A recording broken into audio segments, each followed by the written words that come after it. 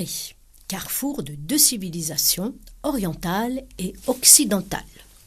L'objectif d'ici Paris est de supprimer tout préjugé, souvent erroné, et de mettre en exergue les points communs qui relient les valeurs de ces deux mondes, musicalement, socialement, historiquement, philosophiquement, politiquement, etc.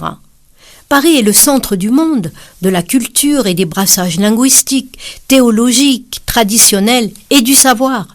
C'est la ville des Lumières, d'où le nom de l'émission.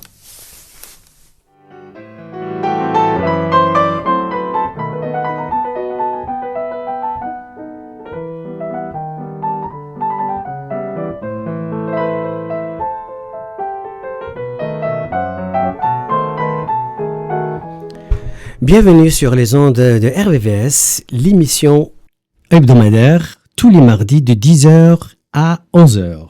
Aujourd'hui, nous allons aborder un sujet inédit dans l'émission Ici Paris. Des animaux de compagnie qui occupent une place de plus en plus importante. En France, les statistiques indiquent le chiffre de 75 millions d'animaux domestiques alors qu'on n'est que 65 millions d'habitants. Un animal domestique est un animal élevé par l'homme pour son bénéfice ou son plaisir. Les animaux domestiques ont été sociabilisés à partir d'animaux sauvages, et historiquement pour l'élevage, le travail et le gardiennage, puis comme animal de compagnie avec les chevaux, les chiens et les chats. Dans cette émission, nous parlerons que de ces deux derniers types d'animaux, à savoir les chiens et les chats. L'émission s'intitule « Dans la peau des chiens et chats ». Alors, comment ça se passe, cette cohabitation avec l'homme, sachant que le chien, comme le chat, possèdent leur comportement, leur angoisse et leur colère, et leur, bien sûr, agressivité. La psychologie qui étudie le comportement et les caractéristiques des animaux s'appelle le comportementalisme animalier.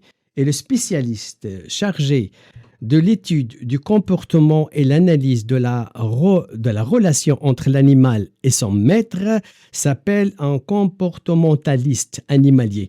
Il analyse les influences positives ou négatives que l'homme peut avoir sur l'animal et à contrario, des influences que l'animal peut avoir sur l'homme. Son but est de rétablir une relation saine en analysant les différentes sources de problèmes.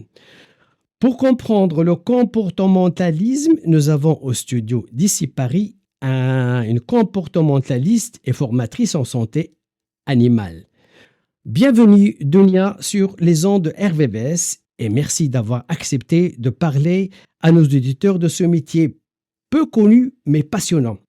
Avant de te présenter, as-tu quelque chose d'abord à rajouter sur l'introduction que je viens de citer ? Merci de m'avoir convié dans cette émission dans laquelle nous allons aborder effectivement le métier de comportementaliste animalier et puis certains troubles du comportement donc chez nos animaux de compagnie.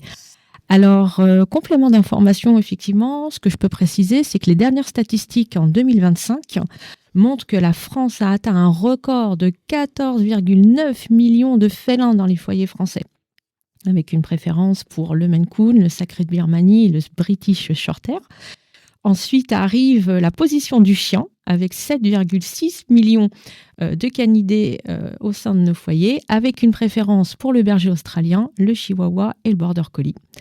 Ensuite arrivent en troisième position les oiseaux, puis les poissons et enfin les nacs, que l'on appelle nouveaux animaux de compagnie, donc qui incluent le lapin, le furet, le cochon d'Inde, etc. Donc voilà. Donc la France vraiment détient le record d'animaux de compagnie avec quasiment un foyer sur deux qui possède un animal de compagnie. Alors, une première question qui passe par la tête, comment devenir comportementaliste ? Alors déjà, il faut savoir que c'est une formation de niveau post-bac. Donc il en existe plusieurs, mais souvent ce sont des écoles privées qui vont délivrer une certification professionnelle, donc reconnue par les professionnels de la branche, et non un diplôme d'État. Alors, suivant effectivement le parcours scolaire de la personne, si elle privilégie la voie générale, donc post-bac, elle pourra faire une licence en psychologie ou une licence en biologie avec une spécialisation en éthologie.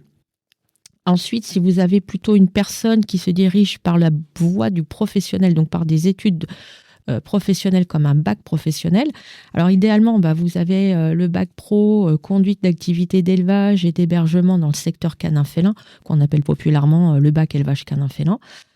Ensuite, post-bac, puisqu'il vous faut un bac +2, faire la formation d'auxiliaire vétérinaire, par exemple. Et ensuite, une fois que vous avez votre bac +2, vous pouvez effectivement là proposer une licence professionnelle que l'on va appeler donc métier de la relation à l'animal compagnon, donc soit pour faire de la médiation, de l'éducation du comportement, qui est fait à Nanterre, par exemple, ou alors un diplôme universitaire relation homme-animal qui est fait à Paris-La Cité. Voilà, qui vont vous délivrer une licence professionnelle avec du coup un niveau bac +3. Voilà. Alors, à quel public vous vous adressez? Alors, moi, concernant effectivement les prestations que je propose, donc tout ce qui va être rendez-vous individuel, donc pour l'initiation à l'éducation, les troubles du comportement, la garde à domicile ou la formation aux propriétaires pour les chiens de catégorie, là, du coup, mon public, c'est plutôt des propriétaires d'animaux lambda, monsieur et madame tout le monde.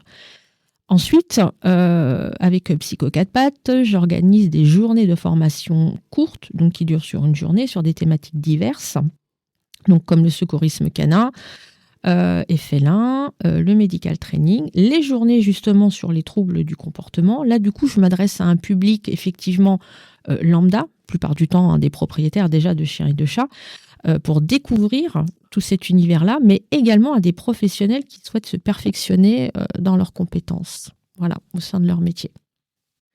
Et vous êtes à l'écoute de l'émission Ici Paris, et donc le thème d'aujourd'hui, les chiens et les chats, et on a une invitée de marque qui s'appelle Dounia, qui est en face de moi, à qui je pose une question. Je sais que vous travaillez de concert avec les vétérinaires. Alors, quelles sont vos relations avec les associations et militants pour la cause animale? Alors, Zine, en fait, il existe environ plus de 270 associations de protection animale en France à ce jour. Après, la grosse problématique commune est le manque de financement par les dons et legs des particuliers pour pouvoir effectivement les maintenir à flot par rapport au nombre d'abandons et de réquisitions judiciaires que l'on a, notamment pour tout ce qui est cas de maltraitance. Alors, en ce qui me concerne, moi, je fais appel aux associations lorsque je dénonce des cas de maltraitance afin que l'animal puisse être pris en charge. Mais en fait, cela devient de plus en plus compliqué pour cause d'engorgement tellement important dans les refuges que malheureusement, les places sont souvent extrêmement limitées et qu'on fait souvent appel à des familles d'accueil qui vont s'organiser au mieux pour pouvoir les prendre en charge en urgence, effectivement, le temps de leur trouver une place fixe. En préparant cette émission, Dounia, souvent j'ai trouvé ces termes medical training. Qu'est-ce que ça veut dire, ça? Alors, le medical training, en fait, c'est une forme de conditionnement. C'est aussi une des formations que je propose à la journée, c'est-à-dire conditionner l'animal afin d'obtenir son consentement pour pouvoir lui faire des manipulations corporelles. Alors souvent, lorsqu'on a des problématiques avec son animal, lorsqu'on l'amène en clinique, c'est-à-dire que l'animal ne se laisse pas faire, ne se laisse pas toucher par le vétérinaire, ou tout simplement les soins d'hygiène qu'on a besoin d'apporter à son animal à la maison. Donc lui laver les oreilles, lui couper les griffes. Souvent, c'est une grosse problématique au sein des particuliers, le coupage de griffes. Donc en fait, on apprend, alors idéalement, dès que l'animal est petit, donc il arrive dans son foyer d'adoption, d'avoir son consentement afin de pouvoir effectivement faire des manipulations corporelles sur lui. Voilà. Donc ça peut être très bien au niveau des soins, lorsque l'animal est blessé, que vous avez besoin de lui apporter des soins, lorsqu'il est en consultation vétérinaire, qui ne se laisse pas vacciner, toucher, etc. On apporte par le biais du conditionnement, et là je suis plutôt moi dans le conditionnement donc positif, d'accord, pour obtenir effectivement le consentement de l'animal à ce type de manipulation. Et donc, à la fin, au terme de cette formation, il y a un diplôme qui est obtenu par le bénéficiaire qui s'appelle l'ACACED, l'attestation de connaissance pour les animaux de compagnie et d'espèces domestiques. Alors, l'ACACED, là, par contre, c'est quelque chose encore d'à part. Alors, je reviens d'abord sur le medical training. Donc, le medical training, des journées pour apprendre à faire du medical training avec son animal. va amener effectivement la personne qui fait la formation à avoir une attestation de formation qui stipule qu'effectivement il a eu les bases pour pouvoir effectivement le mettre en place après chez lui ou au sein de son métier, s'il fait partie des métiers animaliers. Ensuite, la CACED, c'est encore autre chose. La CACED, en fait, c'est quelque chose qui est donc géré et réglementé par l'État. Donc la CACED est un acronyme, en fait, c'est l'attestation de connaissance pour les animaux de compagnie d'espèces domestiques, qui est donc là une certification professionnelle réglementée par l'État. Et en fait, c'est une formation de quelques jours qui est proposée aux personnes souhaitant se reconvertir dans les métiers animaliers, mais pour lequel ces personnes-là n'ont pas fait de cursus d'études scolaires qui les amène à devenir des professionnels des métiers animaliers. Voilà, c'est-à-dire quelqu'un qui n'a pas fait un bac en élevage canin félin, qui n'a pas fait de formation, par exemple, d'auxiliaire vétérinaire, qui n'est pas déjà en place et qui part d'un métier pour pouvoir rentrer dans les métiers animaliers. Il lui faut vraiment un socle minimum, puisque nous travaillons sur du vivant. Donc, on ne peut pas, comme ça, sans formation, travailler directement sur du vivant. On a quand même des vies entre les mains. Donc, c'est une formation qui dure quelques jours avec un QCM à la fin qui donne cette certification professionnelle. Et cette certification professionnelle aidera le futur professionnel à rentrer dans les métiers animaliers parce que c'est un examen qui est demandé lors de la constitution d'un dossier pour ouvrir une entreprise animalière. Donc, vous allez en avoir besoin pour faire de l'élevage de chiens et de chats, par exemple, pour gérer une fourrière, gérer un refuge, devenir taxi animalier, qui est un métier en devenir, ouvrir une pension animalière ou tout simplement faire de l'éducation canine. Voilà. RVVS 96.2, émission Ici Paris. Oui, ici Paris, tous les mardis de 10h à 11h. J'espère que Nino Ferrer a retrouvé son chien. Sinon, il y a une formatrice dans le studio qui peut analyser son comportement et lui donner les solutions pour qu'il ne se sauve plus. Voilà, c'est dit. C'est Dunia qui est avec nous au studio, qui va nous parler des animaux domestiques. Et là, avant de parler des rubriques des faits divers, je voudrais aussi continuer à poser des questions, mes questions à moi, et après on va passer à des questions des auditeurs. Alors, à travers ce que tu disais, Dunia, tu comparais parfois l'animal à l'humain. L'humain, il bénéficie de certains avantages, comme par exemple la couverture sociale. Est-ce qu'il existe une sécurité sociale, par exemple, pour les animaux domestiques ? Alors en fait, non, on n'a pas de couverture sociale pour les animaux de compagnie, ni même domestiques, mais par contre, il existe des mutuelles qui fonctionnent comme celles souscrites par les humains. Donc pour le remboursement de certains actes vétérinaires, donc par exemple les vaccins, les stérilisations, les castrations et tout ce qui va concerner la bobologie, la radiologie aussi. Voilà. Donc oui. Alors bien entendu, ces mutuelles sont facultatives, elles sont à l'initiative des propriétaires. Et donc souvent, on a 3 forfaits qui sont proposés, comme pour nous en fait, le forfait de base, le forfait intermédiaire, le forfait premium. Mais bon, après ça, c'est en fonction du panier budgétaire de chacun. Voilà. Donc il est quand même souvent intéressant de pouvoir bénéficier d'une mutuelle, sachant qu'effectivement, aujourd'hui, la tarification des soins vétérinaires est assez importante quand même. Voilà, mais nullement obligatoire en tout cas. En parlant justement de maladies, alors peux-tu nous expliquer quels sont les différents types de traumatismes que subit un animal domestique et quels sont les moyens pour y remédier ? De toute façon, nos animaux, ils peuvent souffrir de différents types de traumatismes comme ceux rencontrés par un humain. Donc on a les traumatismes physiques, émotionnels, psychologiques, psychiques. Maintenant, ce qu'il faut savoir, c'est qu'en fait, nos animaux, ils sont protégés normalement par les 5 libertés individuelles et fondamentales qui ont été créées par l'Organisme mondial de la santé animale. Alors, je vais vous les dire, ces 5 libertés. Vous avez l'absence de faim, de soif et de malnutrition. Vous avez l'absence de peur et de détresse. L'absence de stress physique et même thermique. L'absence de douleur, de lésions et de maladies. Et enfin, la dernière, et non des moindres, la liberté d'expression d'un comportement normal lié à son espèce. Donc son environnement doit être effectivement adapté à son espèce. Il doit effectivement être en groupe si c'est un animal social, etc. Voilà. Alors, ensuite, quels sont les moyens pour y remédier ? Alors, malheureusement, en France, on a des sanctions qui existent, mais qui sont trop peu souvent appliquées. Donc, je vais vous donner un exemple. Suivant les sanctions, on varie entre 750 € d'amende pour le manquement, par exemple, d'une de ces 5 libertés que je viens de citer. On a, pour les abandons sauvages, 2 ans d'emprisonnement et 30 000 € d'amende. Après, tout ce qui va être acte de cruauté et de tuerie, on est sur 3 ans d'emprisonnement et 45 000 € d'amende. Alors, comme je vous le disais il y a quelques instants, malheureusement, en France, on applique très peu les sanctions, ce qui est bien dommage. Maintenant, comment y remédier ? Alors, ce qu'il faut savoir, c'est que depuis 2015, d'accord, les animaux ont un code civil, c'est-à-dire qu'ils sont représentés, d'accord, parce que maintenant, ils sont considérés comme des êtres doués de sensibilité, même si au niveau du code rural, malheureusement, ils restent encore considérés comme des biens meubles. Mais là où je veux en venir, c'est que comment y remédier à tous ces traumatismes, c'est que maintenant, on a des recours. Donc, de nouveaux horizons sont immergés, comme celui-là d'avocat en droit animalier. C'est-à-dire que par rapport à ce code civil qui est apparu en 2015, maintenant, certains avocats se sont spécialisés aussi en droit animalier. Ils vont représenter effectivement l'animal, donc dans certaines situations, donc au niveau de leur mauvais statut de conditionnement et d'hébergement, au niveau de leur santé, au niveau des dommages qu'ils sont susceptibles de subir et ou de causer. Dans les cas de divorce, et ça c'est nouveau, c'est-à-dire qu'aujourd'hui, l'avocat peut représenter l'animal dans des cas de divorce, puisque aujourd'hui, ça c'est une faille qui n'existait pas il y a encore quelques années. Les gens qui divorcent aujourd'hui peuvent se partager la garde de leur animal comme ils pourraient le faire avec un enfant. Et en dernier cas, tout ce qui va être contentieux, effectivement, lorsque le chien a mordu, par exemple, ou le chat griffé violemment. Là, on a reçu pas mal de questions des auditeurs et des auditrices de ici Paris.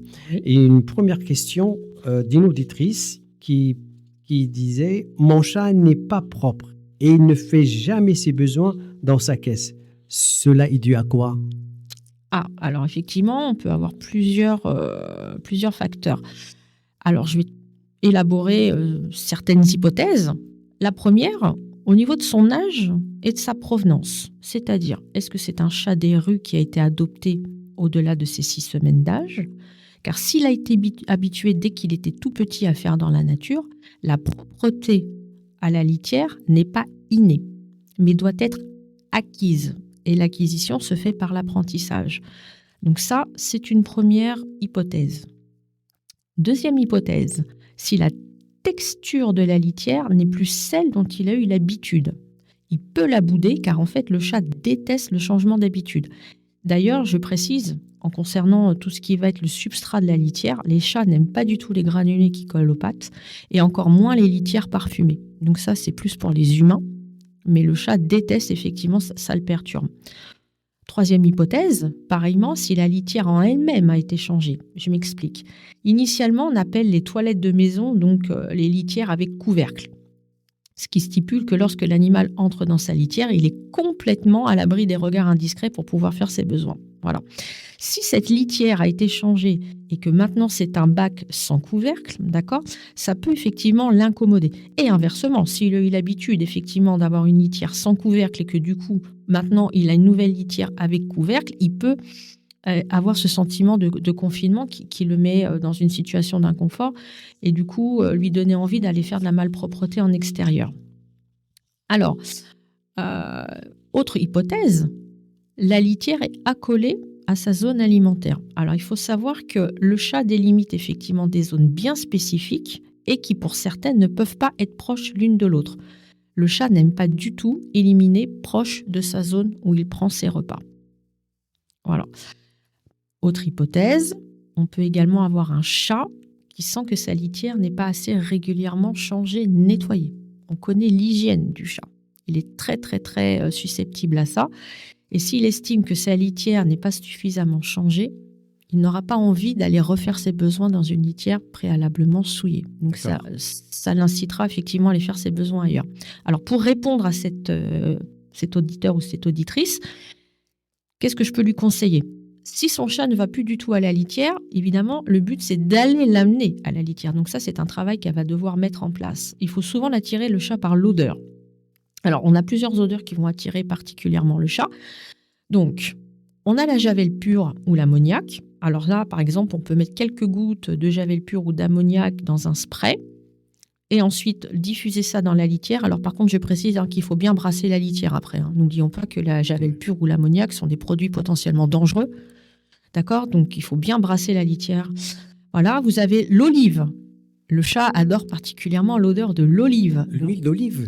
Ah oui, l'huile d'olive aussi. Tout ce qui concerne l'olive, oui. ça rend dingue. Alors on va pas mettre de l'huile d'olive dans la litière parce qu'au prix de l'huile d'olive, voilà. Mais l'odeur de l'olive. Mais l'odeur de l'olive. Alors, Ouais. par contre, avec des moyens moindres, d'accord, vous pouvez conserver le jus d'olive dans un bocal, d'accord. Ensuite, mettre le contenant du jus d'olive, excusez-moi, donc dans un spray et vaporiser effectivement le jus d'olive sur la litière. Voilà, ça, il va particulièrement apprécier. Ensuite, si vous avez affaire à un chat qui est particulièrement stressé, vous pouvez vous procurer des phéromones d'apaisement, comme la marque Feliway, par exemple, qui sont des odeurs qui vont apaiser l'état émotionnel de l'animal, d'accord ? Donc, en vaporiser autour de la litière afin qu'il n'en ait plus peur. Parce que s'il ne connaît pas du tout la litière, il va avoir peur de rentrer à l'intérieur de la litière parce qu'il ne sait pas s'il y a un danger à l'intérieur. Et enfin, dernière possibilité que moi j'utilise particulièrement, notamment quand je fais des ateliers chats qui sont particulièrement stressés, j'utilise la catère. La catère, c'est une plante spécifique qui a une odeur extrêmement euphorisante pour le chat. On l'appelle même, entre guillemets, le CBD du chat. Mais on peut la trouver où ? Alors, cette herbe à chat ou cette menthe au chat, suivant comment les gens l'appellent, en tout cas, la plante s'appelle la catère. Vous pouvez en trouver sur les sites marchands sur Internet, en animalerie. Alors, on la trouve sous différentes formes. Vous pouvez l'avoir en spray, en liquide. Vous pouvez aussi avoir directement la catère en herbe séchée. Voilà. Ouais. Et vous pouvez aussi en avoir en herbe à mâcher. Voilà.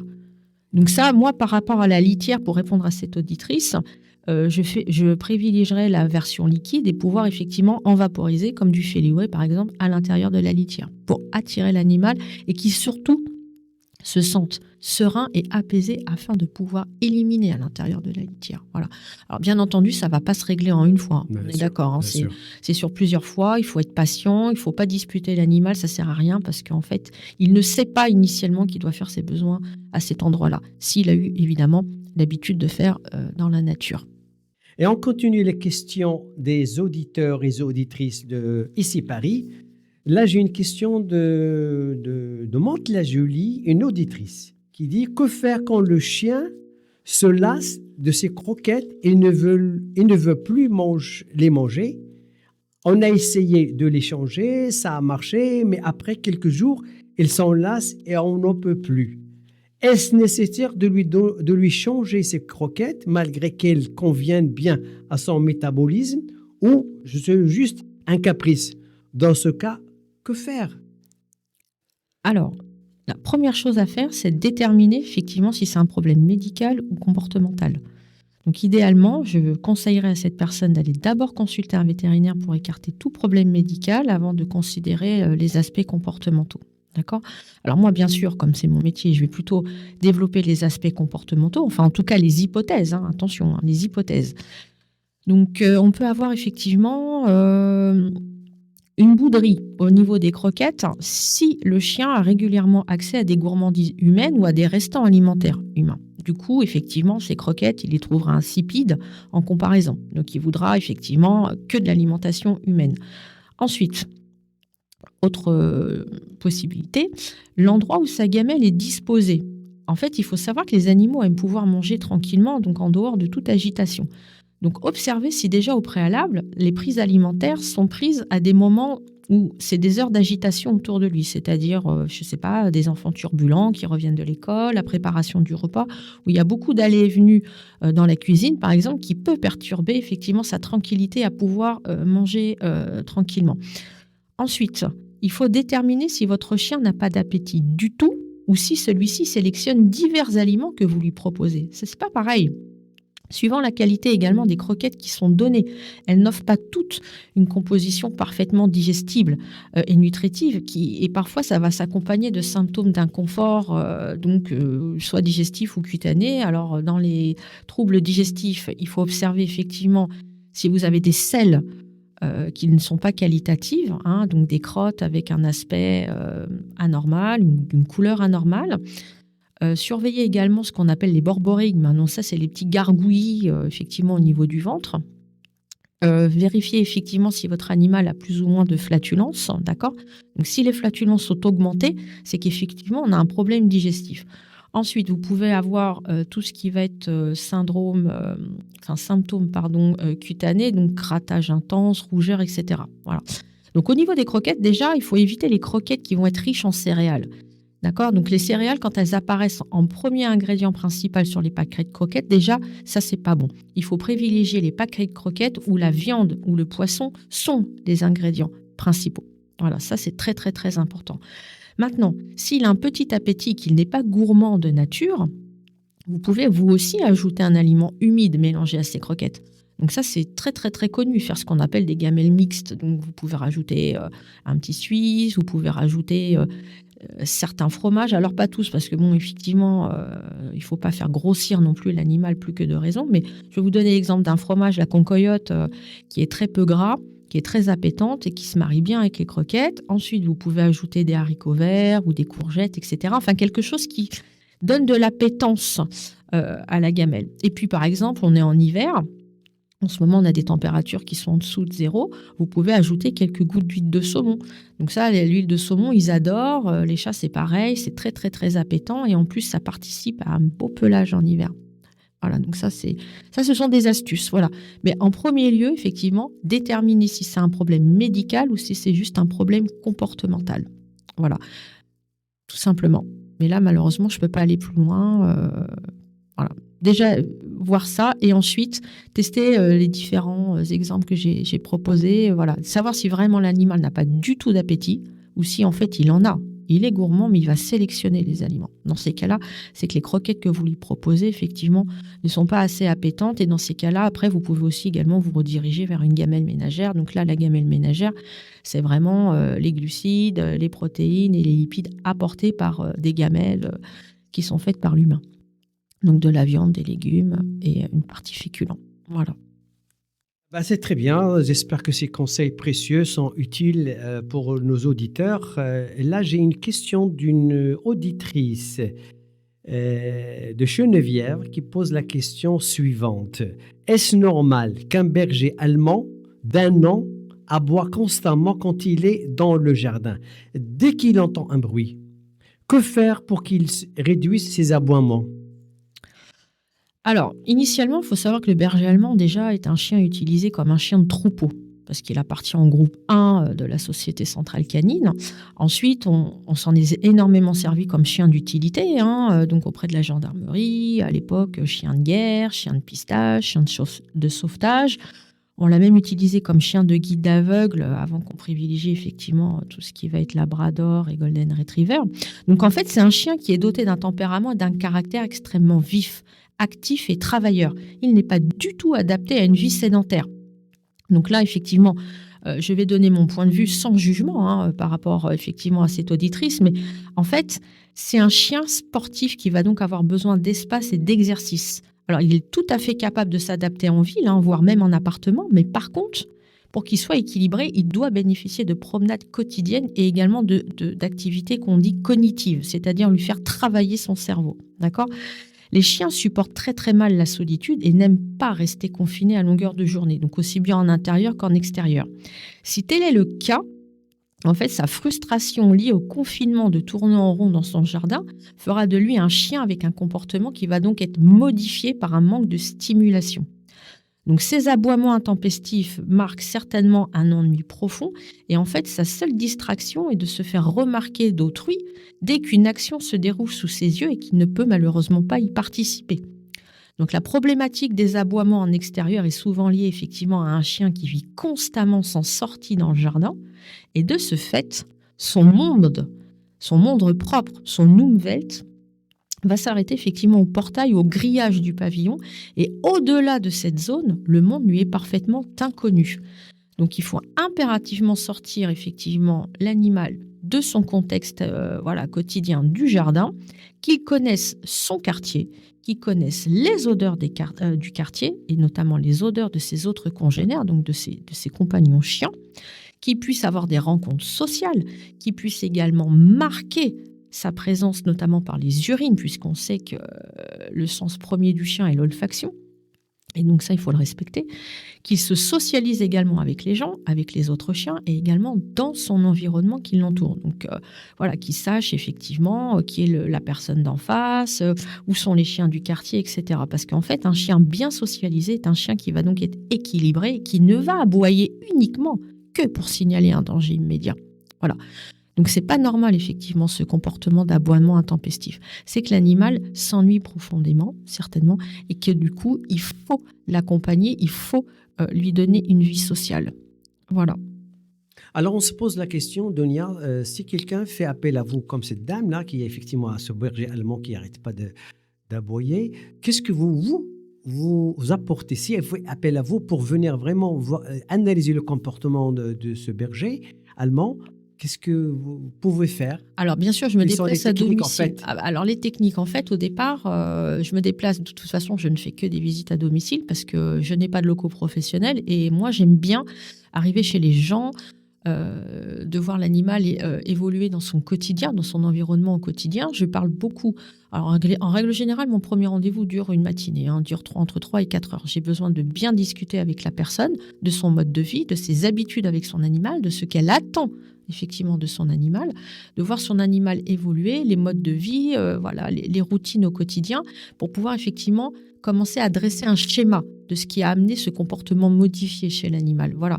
Donc, on connaît grosso modo, alors c'est sans jugement de ma part, Après, ce sont des faits, je fais des constats, c'est que les troubles du comportement liés aux chiens de jardin est souvent mentionné. En fait, depuis des années, on privilégie, à chaque fois, on favorise les gens avec pavillon, avec jardin pour avoir un chien.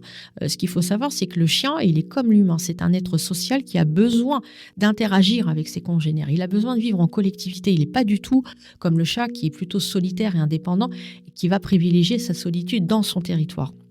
Donc, malheureusement, les gens pensent que du fait qu'ils sont en pavillon avec jardin, ils n'ont pas besoin de sortir leur animal parce qu'il a le jardin. Mais en fait, c'est faux. Le chien le vit exactement comme nous, on a vécu le premier confinement avec le Covid. Voilà, donc c'est au bout d'un moment, l'environnement du jardin est pauvre en stimuli, il n'a pas de contact avec ses congénères, le peu de fois où il sort, du coup, il a un comportement qui est complètement déviant parce qu'il n'a pas appris à marcher en laisse, il n'a pas appris les codes sociaux avec ses congénères, donc ça part dans tous les sens. Donc voilà, donc on a besoin, effectivement, que ce soit moi ou un de mes confrères, de venir sur place, de venir constater quelles sont les habitudes des gens et qu'est-ce qui va manquer au chien qui fait qu'il va développer ces comportements déviants qu'il n'aurait pas initialement. Alors en fait, souvent, le comportement, ce qu'il faut savoir, c'est que la plupart du temps, c'est les propriétaires qu'il faut qu'ils changent de comportement. Pas l'animal. En fait, l'animal a ce qu'on appelle des comportements modifiés par le fait que les propriétaires ne répondent pas à ses besoins fondamentaux. Bien sûr. Voilà, c'est ça la problématique. Et quand on apprend effectivement comment fonctionne un chien, comment fonctionne un chat, la façon dont il analyse son mode de vie, ce qu'on appelle son Umwelt, sa vision propre du monde, qu'on leur dit, voilà, votre animal, il fait ci, ça, pour les raisons suivantes, tac, tac, tac, les gens comprennent et donc du coup peuvent remodifier l'éducation qu'ils lui donnent parce qu'ils comprennent le pourquoi du comment l'animal en est arrivé à faire ce type de comportement. Donc en fait, c'est de la rééducation et de la réhabilitation. Donc là, on fait appel à toi ou à un confrère pour voir le problème d'un chat ou d'un chien. Donc, vous avez une vacation, comme tu disais, de 3 à 4 heures, une demi-matinée, une matinée pour le premier contact. Pour le premier contact, un entretien avec le propriétaire. Et au niveau de la rémunération de ta prestation, est-ce qu'il y a un barème à respecter ou c'est une négociation avec la personne qui... Alors, non, c'est pas une négociation avec la personne parce que sinon, je crois qu'on ne gagnerait pas notre vie. Non, après, les barèmes, les tarifs sont fixés librement. Après, il ne faut pas non plus être dans l'abus. Voilà. Après, il y a des tarifications qui diffèrent dans la mesure où, par exemple, moi, n'ayant pas de locaux professionnels, moi, je me déplace systématiquement. Voilà, donc on va dire que les déplacements, plus la prestation sur place, c'est inclus dans un système de forfait, on va dire. Voilà. Moi, je suis beaucoup au forfait, à la journée, ou à la demi-journée. RVVS, dès votre réveil, vous écoutez RVVS. On va continuer les questions des auditeurs, chère Dunia. Et là, j'ai une question d'un auditeur de Limay. Oui. Et alors la question, j'ai eu 2 chats qui sortaient car on avait la chance d'avoir un parc à côté. Mais je me demande toujours comment peut-on garder un chat en appartement sans sortir. Alors, ça se résout parce qu'il y a énormément de chats qui n'ont jamais accès à l'extérieur. Donc, je vais développer. Donc, en fait, les chats n'ayant pas accès en extérieur sont la plupart du temps des chats de race que les propriétaires ont donc payé très cher et qui n'ont pas du tout envie de voir leur animal voler ou disparaître dans la nature. Donc, c'est pour ça qu'ils les confinent en intérieur. Alors, un chat ayant accès déjà en extérieur est un chat heureux. D'accord ? Donc, toutefois, si le chat a été adopté à partir de 8 semaines d'âge, qui est donc l'âge légal d'adoption, sans avoir eu d'accès en extérieur en amont, il peut très très bien s'accommoder d'une vie en intérieur, puisqu'il n'aura pas connu l'extérieur, donc il n'aura pas de comparatif. Par contre, ça nécessite quand même des aménagements spécifiques. Je m'explique. Le chat a une vision du monde en 3D, d'accord ? Donc il aime vivre en hauteur. Donc l'idéal est de le laisser ou d'aménager des espaces en hauteur où il pourra aller se percher, se cacher. Aujourd'hui, il est vendu en animalerie, sur Internet, des parcours muraux spécialement conçus pour répondre aux besoins du chat. Donc des tunnels, des cabanes, des perchoirs. La plupart du temps, les gens ont un arbre à chat. Un chat d'intérieur, il doit aussi bénéficier d'un accès près des fenêtres afin de pouvoir observer la vie en extérieur. Donc ça peut lui prendre des heures d'observation. Effectivement, les gens, les allées et venues dehors, il adore. Le chat adore également observer les aquariums pour les personnes qui possèdent effectivement des poissons. Il faut respecter effectivement son balisement territorial au sein même de son habitation. Donc ça, c'est très très très important. Quelle que soit la surface de votre logement, le chat délimitera des zones à l'intérieur de ce logement, donc qui vont être balisées par des griffades et des marquages phéromonaux. Vous savez, quand le chat, avec ses fanères, d'accord, ou ses vibrisses, avec ses moustaches, va venir effectivement frotter les meubles, frotter le long des parcours, etc. Il fait des marquages phéromonaux, donc au sein de l'habitation.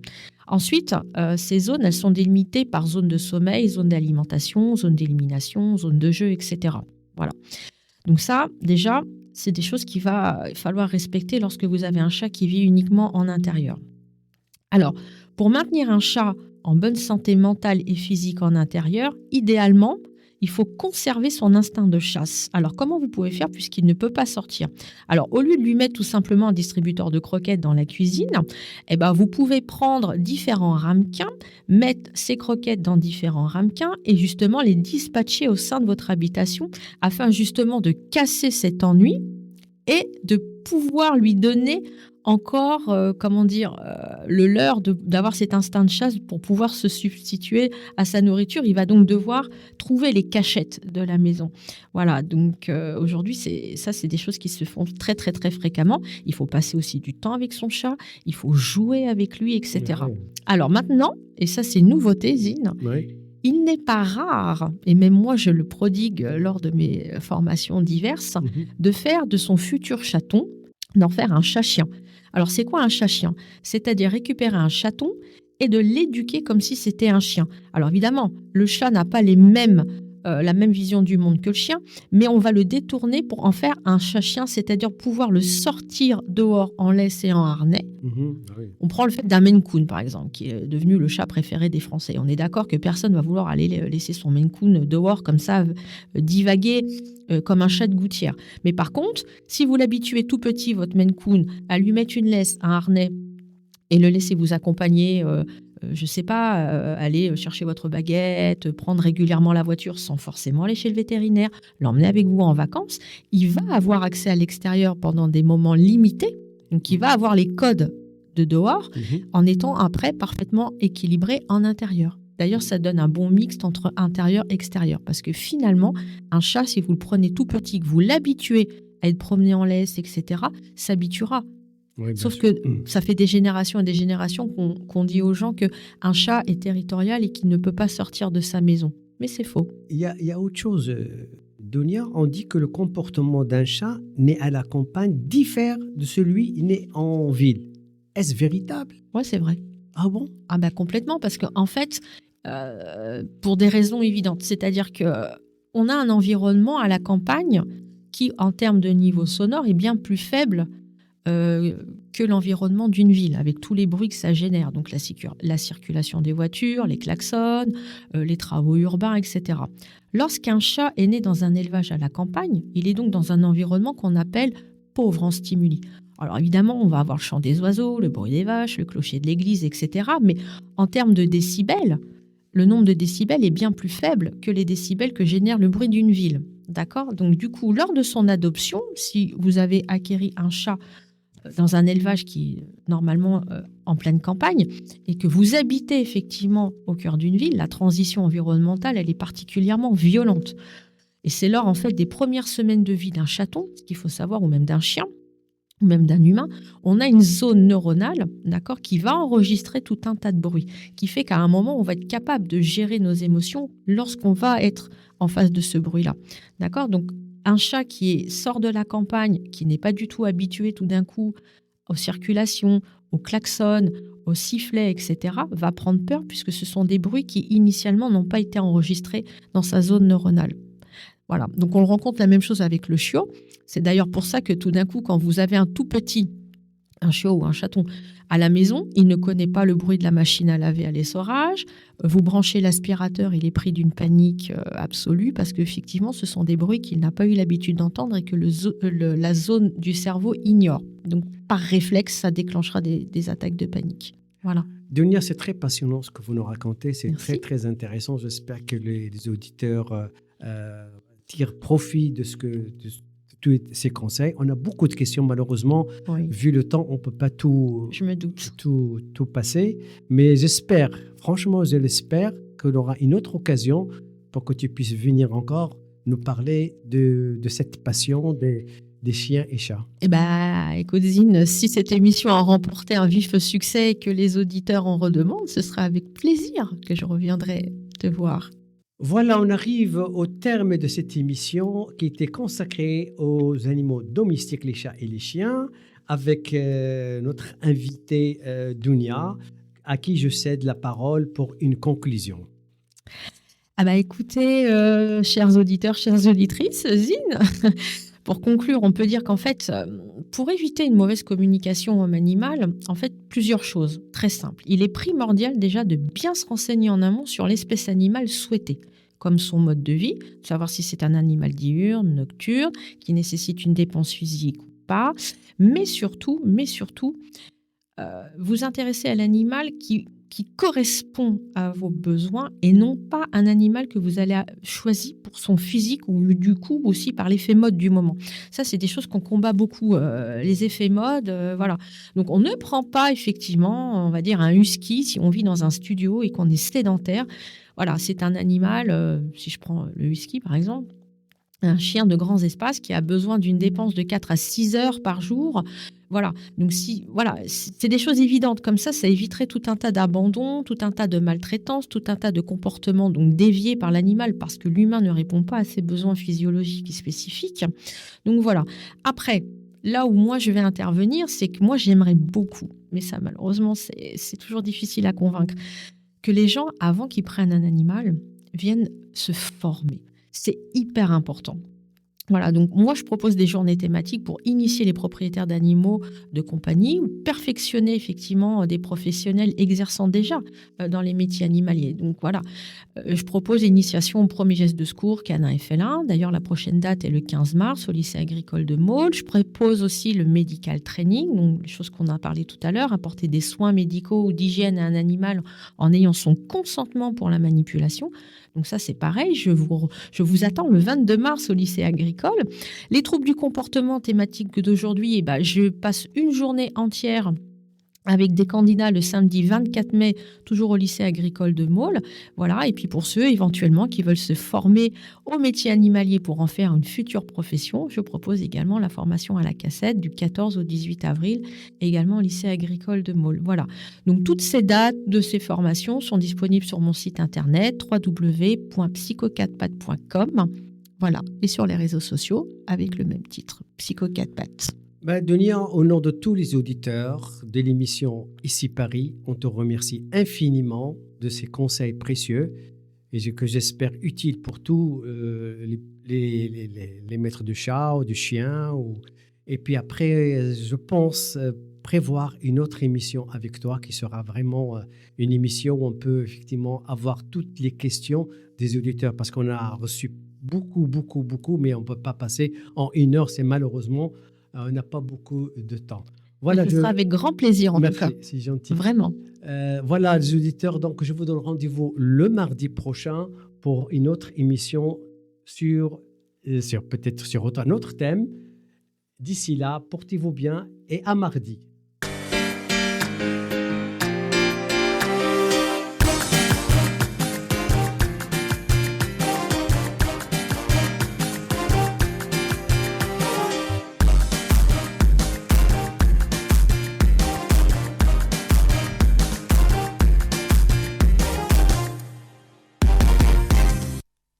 Ici Paris, Carrefour.